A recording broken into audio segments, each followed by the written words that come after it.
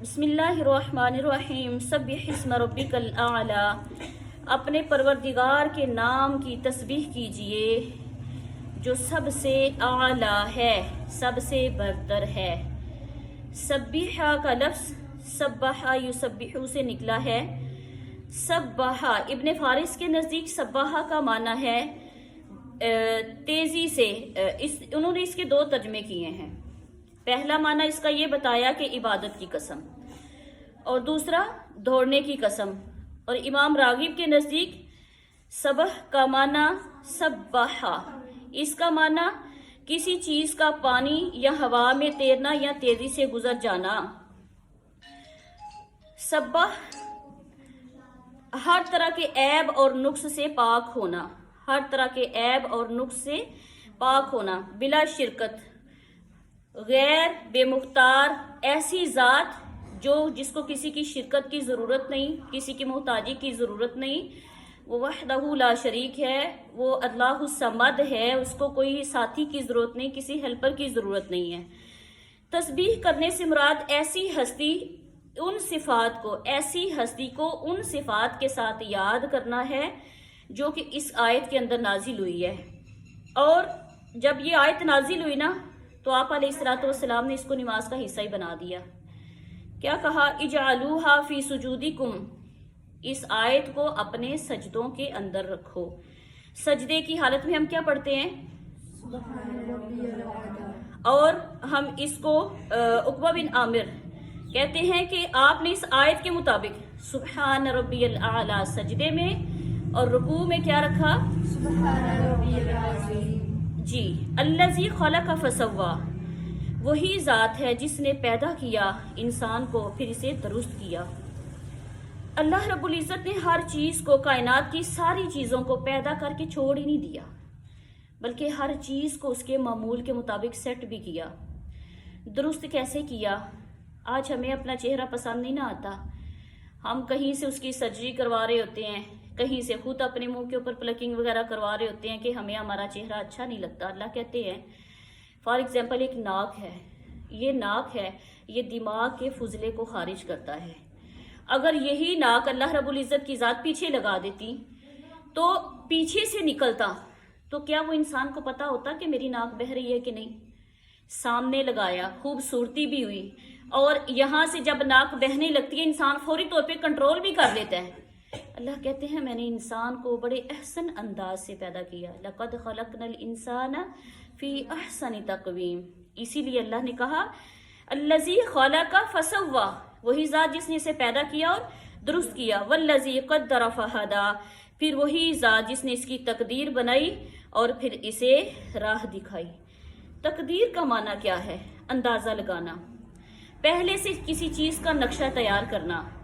اللہ نے انسان کو پیدا کرنے سے پہلے ہی اس کی زندگی، موت، اس کا مستقرہ و مستودعہ، اس کا رزق، اس نے کہاں رہنا ہے، کیا کیا وہ زندگی میں کرے گا، یہ ساری چیزیں اللہ رب العزت نے پہلے سے لکھ لی ہوئی ہیں۔ اب یہ ہے فار ایگزامپل آپ لوگوں نے ایک جگہ لیتے ہو، وہاں پہ آپ لوگوں نے کوئی پلاٹ بنانا ہوتا ہے، پہلے آپ اس کا کیا کرواتے ہیں؟ نقشہ کرواتے ہیں نا۔ آپ اس کو اس کی شکل و صورت کے لیے سوچتے ہیں، ہم نے یہاں پہ کیسا گھر بنانا ہے، اس کی پوری پلاننگ کرتے ہیں، نقشہ بنواتے ہیں، اس کے لیے کیا کیا جو چیزیں درکار ہیں، کتنا اس کا ایسٹیمیٹ ہے، وہ سارا لگاتے ہیں، اس کے لیے ساری چیزیں مہیا کرتے ہیں۔ یعنی آپ اس کے لیے پہلے سے پلاننگ کرتے ہیں، اندازہ لگاتے ہیں۔ اللہ رب العزت بھی یہی کہتے ہیں والذی قدر فہدی، وہی جس نے انسان کی تقدیر بھی بنائی۔ یہاں پہ انسان کی تقدیر سے مراد اس کی قسمت ہے، جو کچھ زندگی میں وہ کرنا ہے۔ اللہ نے کائنات کی تخلیق سے پہلے اس کی تقدیر بھی بنائی تھی۔ کائنات میں آج تک جو چیزیں موجود میں آ چکی ہیں، جو دوبارہ سے آئیں گی، جو بعد میں پیدا ہوں گی، یہ سارے کے سارے معاملے اللہ نے پہلے لکھ دیے۔ فہدا، پھر اسے ہدایت دی، اس کی رہنمائی کی۔ رہنمائی انسان کی کیسے کی؟ ایک بچہ چھوٹا سا ہے، وہ دنیا میں آتا ہے، اب اسے تو نہیں پتا کہ میرا منہ کس لیے لگا ہے، وہ دنیا میں آتے ساری منہ ادھر ادھر گھماتا ہے کہ مجھے کچھ کھانے کو چاہیے اور اسے پتہ ہے میں نے یہیں سے کھانا ہے. کس نے سکھایا؟ اللہ کی ذات نے. اب ماں اپنی چھاتی کے ساتھ اسے لگاتی ہے، وہ کوئی پریکٹس کر کے تو نہیں آیا، وہ جو ہی ساتھ چپٹ کے اور وہ چوسنے لگ جاتا ہے. تو یہ ساری چیزیں سکھانے والی کون سی ذات ہے؟ اللہ کی ذات ہے. اللہ کہتے ہیں میں نے انسان کو رہنمائی کی ہر معاملے میں. اگر یہ دل ہے تو انسان کو بلڈ سپلائی کرتا ہے، تو یہ کس نے سکھایا؟ انسان کے دل کی شیپ ایسی بنا دی، پھر اس کو دھڑکنا سکھایا، پھر اس کو پورے جسم میں خون کو پمپ کرنا سکھایا. اللہ کہتے ہیں یہ کون ہے؟ سارے معاملے دکھانے والا وہ اللہ کی ذات ہے. دیکھیں ہم ظاہری طور پہ کسی کی رہنمائی کر سکتے ہیں. آپ میرے سے پوچھیں، میں آپ سے پوچھوں، کوئی مشورے ہیں، کوئی بات ہے، کسی رستے کی سمجھ نہیں آ رہی، کسی معاملے کی، تو ہم مشاورت کر سکتے ہیں. لیکن جو اندرونی معاملے ہیں ان کی رہنمائی کون کرنے والا ہے؟ اللہ کہتے ہیں والذی قدر فہدی.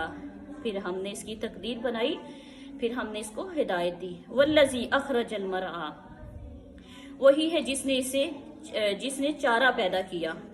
مرعا کا لفظ چارہ بمعنی لغوی معنی ہے اس کا چارہ، اور جانوروں کی خوراک جو تازہ ہو، یعنی گھاس وغیرہ جو وسیع میدانوں کے اندر پائی جاتی ہے. اللہ ہی ہے جو زمین پر بہار کے موسم بھی لاتا ہے، خزاں کے موسم بھی لاتا ہے. فَجَعَلَهُ غُثَاءً أَحْوَىٰ، پھر اسے سیاہ کوڑا کرکٹ بھی بنا دیا. پہلے اس کو ہریالی لے کے آیا، پھر اس کو خشک بھی کر دیا. سَنُقْرِئُكَ فَلَا تَنْسَىٰ، ہم آپ کو پڑھا دیں گے، آپ بھولیں گے نہیں. اللہ کے رسول علیہ الصلوۃ والسلام کے اوپر جب وحی نازل ہوتی نا، تو آپ علیہ الصلوۃ والسلام فوری طور پہ پڑھنے کی کوشش کرتے کہ مجھے بھول نہ جائے. تو اللہ نے کیا کہا کہ میرے نبی آپ بس پڑھنے پہ فوکس کریں، پڑھنے پہ دھیان دیں. اتنے اچھے طریقے سے، اتنے مضبوطی کے طریقے سے پڑھیں کہ آپ کے جو بس پڑھنے پہ آپ نے دھیان دینا، یاد کرنے پہ دھیان نہیں دینا، کیونکہ یاد کروانے والی کون سی ذات ہے؟ اللہ کی ذات ہے. اگر یہی بات ہمارا بھی یہی حال ہونا چاہیے. ہم فار ایگزامپل اب آپ کو لیکچر دیا جا رہا ہے اور آپ ساتھ ساتھ لکھتے جائیں گے. آپ بس لکھنے کا آپ کو پتا ہوگا، یہ نہیں پتا ہوگا ادھر بات کیا ہوئی تھی. لیکن اگر اسی کوئی دماغ کی تختیوں پہ لکھ لیا جائے نا، وہ قیامت تک نہیں بھولتی، مرنے تک نہیں انسان کو بھولتی وہ بات.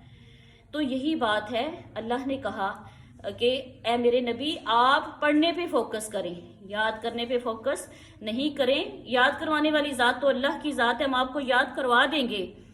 ایک دفعہ اللہ کے رسول علیہ الصلوۃ والسلام صبح کی نماز پڑھا رہے تھے، قرات کے دوران ایک آیت چھوڑ گئے.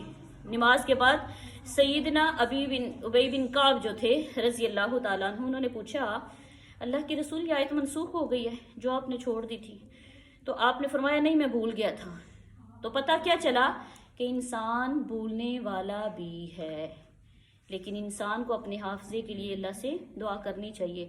الا ما شاء اللہ، مگر جیسے اللہ چاہے. انہ یعلم الجہر وما یخفی، بے شک وہ جانتا ہے جو وہ چھپاتا ہے اور جو وہ ظاہر کرتا ہے. وَنُيَسِّرُكَ لِلْيُسْرَىٰ، اور ہم آسان طریقے پر چلنے کی سہولت دیں گے. فَذَكِّرْ إِن نَفَعَتِ الذِّكْرَىٰ، آپ نصیحت کیجئے اور اگر نصیحت نفع دے. فَذَكِّرْ، آپ نصیحت کیجئے. ان نفعت الذکر، اگر نصیحت نفع دے انسان کو. یہاں پہ بڑی اہم بات بتائی جا رہی ہے. ایک ہوتی ہے نصیحت، ایک ہوتا ہے سر عام دین کی تبلیغ کرنا. فرق ہے دونوں چیزوں میں.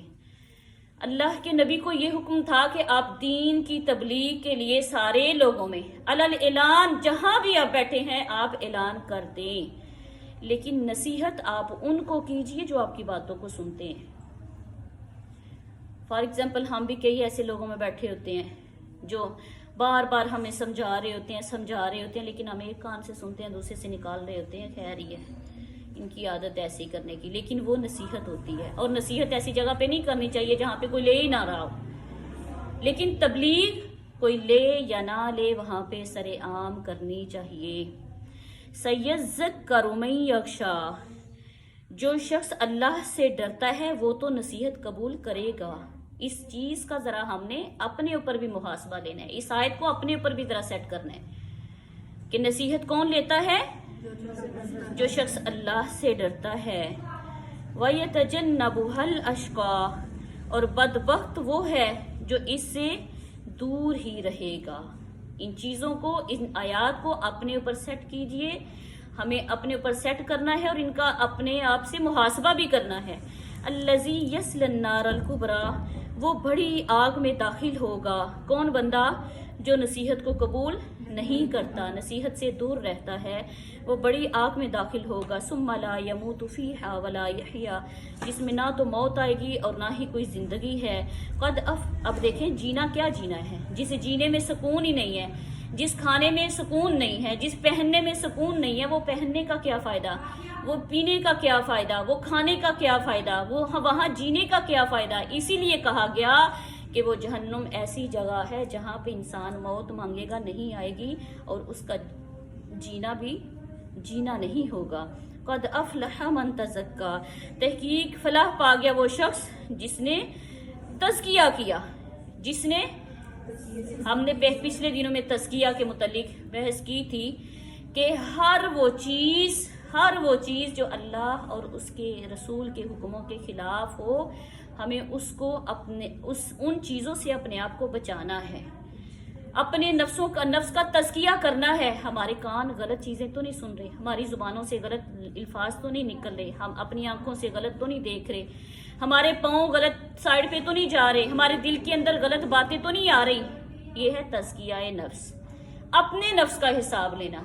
لیکن افسوس کی بات ہے کہ ہم نے کیمرے اپنے سے ہٹا کے لوگوں کی طرف سیٹ کیے ہوئے ہیں۔ دیکھا نا وہ کیا کر رہی ہے، اس کا طریقہ دیکھیں، وہ خود ایسے کرتی ہے، دوسروں کو ایسے بتاتی ہے۔ بھائی آپ اس کی کہی ہوئی بات پہ عمل کر لیجئے اور اپنے آپ کو سیدھا کیجئے، آپ اپنا تزکیہ نفس پکا کیجئے۔ قد افلح من تزکا، تحقیق وہ کامیاب ہو گیا جس نے پاکیزگی اختیار کی۔ وذکر اسم ربہ فصلی، اپنے پروردگار کا نام لیا اور پھر نماز ادا کی۔ بل تؤثرون الحیات الدنیا، بلکہ تم دنیا کی زندگی کو ترجیح دیتے ہو۔ والآخرۃ خیر وابقیٰ، حالانکہ آخرت بہتر اور باقی رہنے والی ہے۔ ان ھذا لفی الصحف الاولی، یہی ہے جو پہلے صحیفوں میں بات کہی گئی تھی۔ صحف ابراہیم و موسیٰ، ابراہیم علیہ السلام کے اور موسیٰ علیہ السلام کے صحیفوں پر۔ Like, share and subscribe my channel. Also press the bell icon to get more updates.